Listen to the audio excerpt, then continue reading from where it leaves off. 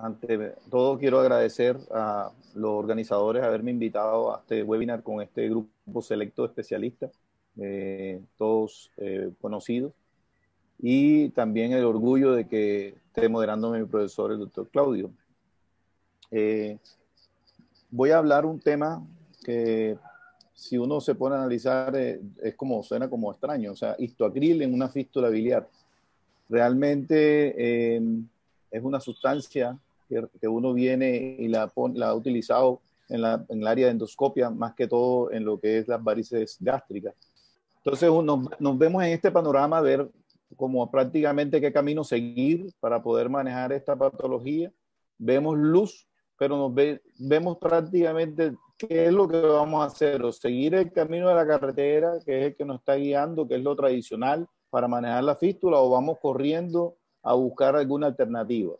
¿Qué pasó con un paciente que fue algo bastante llamativo? Porque era un reto para mí, porque nunca había escuchado el hecho de que en mis manos iba a caer un paciente con una fístula hepatopulmonar o biliobronquial. Este caso es un paciente de 69 años de edad que tenía un absceso hepático a mediano en el 2014 y se drenó espontáneamente al tórax derecho. Fue manejado con antibióticos y le hicieron una decorticación por tracoscopia en ese momento y el paciente mejoró. Luego reconsulta 3 años después a cirugía de tórax porque, o sea, en 2017 por un dolor torácico, y llamaba la atención que estaba expectorando bilis y el dolor también era persistente en el hipocondrio derecho. Le hicieron unas imágenes diagnósticas evidenciando una imagen redondeada de más o menos 7 centímetros de diámetro con una pared calcificada en el lóbulo derecho del hígado y una fibrobroncoscopia revelaba bilis en todo el trayecto. Ahí vemos la radiografía donde se observa una imagen nodular en el hígado, se supone que es de 7 centímetros de acuerdo a los hallazgos.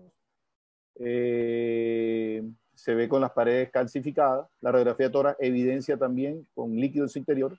Y este es el contenido de la secreción pulmonar, que prácticamente era bilis. Cuando el cirujano de tórax hace el análisis de su caso, dice, bueno, vamos a pedirle una colangiografía para ver cómo podemos controlar esa salida de bilis por el pulmón. Le hicimos la colangiografía retrógrada, eso en el mes de marzo del 2017, y se vio una parcial mejoría al colocarle un stent biliar. Pero en vista que persistía la sintomatología y el paciente prácticamente no permitía estar en decúbito, sino casi siempre era una posición Fowler, el paciente lo llevan nuevamente a cirugía. Entonces hacen el cierre de la fístula, la reconstrucción del diafragma, y a pesar de eso, el paciente tenía bilioptisis y además salida de bilis por las paredes del drenaje. En vista de esto, piden una junta médica en la cual y concursamos con el cirujano de tórax y me plantean qué podemos hacer. Cuando me pongo a investigar la fístula hepatobronquial, veo que prácticamente la mayoría de las veces se había utilizado cianoacrilato, pero se había usado por vía bronquial. O sea, realmente los cirujanos de tórax o los neumólogos especialistas en la parte de manejo bronquial utilizaban el cianoacrilato. Entonces a mí se me ocurrió, yo dije, ¿por qué no hacer el uso del cianoacrilato por vía biliar? O sea, ya que uno lo había utilizado de esa forma. Me pongo a investigar en la literatura para no pasar del anonimato al desprestigio, porque yo decía, bueno, si uso el cianoacrilato por vía biliar y que se me tapone todo ese conducto, yo digo, ¿qué hago? O sea, ya pasé del anonimato al desprestigio. Entonces me puse a investigar en toda la parte de lo que es la red de información y encuentro una información de un video que había hecho alguien 7 años antes, que había sido precisamente mi profesor Claudio Navarrete. Yo dije, bueno, por aquí es la cosa. Si se atrevieron a hacerlo, yo no sé cómo les habrá ido, yo no sé si, porque no vi el video ni nada, pero dije, bueno, si ya lo hicieron, vamos para eso. Entonces, precisamente logramos y colocamos el cianoacrilato. Me puse a investigar un poco más el cianoacrilato para ver qué ventajas tenía o cuál tipo de beneficio podía observarse. Y estuve viendo que el cianoacrilato es una sustancia prácticamente histocompatible con cualquier tejido.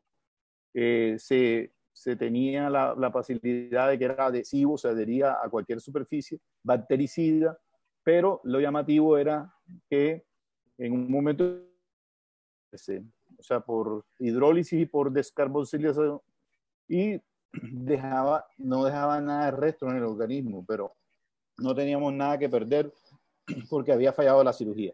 Entonces le hicimos el procedimiento, este es el primer procedimiento en marzo, donde tenía una fístula hepatobronquial. Aquí vemos el videito de donde se encuentra la salida de contraste. Ese contraste va llenando muy levemente la zona del absceso. Se le colocó su stent.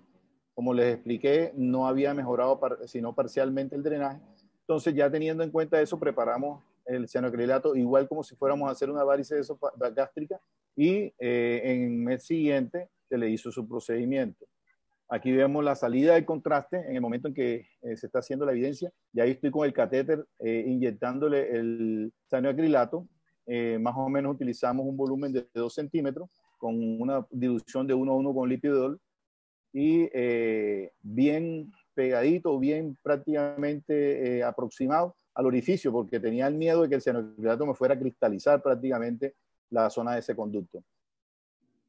Quise hacer la prueba con un balón para ver si había o no había extravasación una vez hecho el cianoacrilato, y aquí vemos que no sale nada más sino el contraste que había echado inicialmente. Aquí abajo está el balón, y haciéndole buena presión se evidenció que no había salida. O sea, se controló la salida de bilis hacia la cavidad abscedada.